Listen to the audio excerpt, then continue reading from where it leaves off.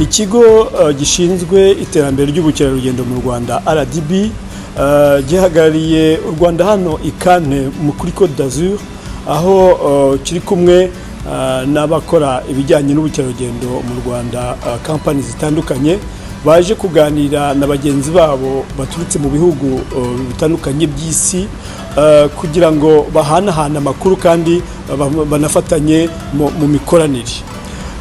Iki gikorwa rero RDB ikitabiriye ku nshuro ya 4.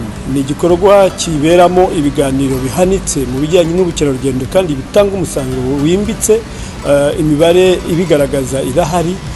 Twagira ngo rero tubashishikarize kugikurikirana mu gihe cy'icyumweru turi bumara aha ngaha ikane, tubabwira ibihabera nk'ay'igihe. Yari Karirima hano kuri Côte d'Azur.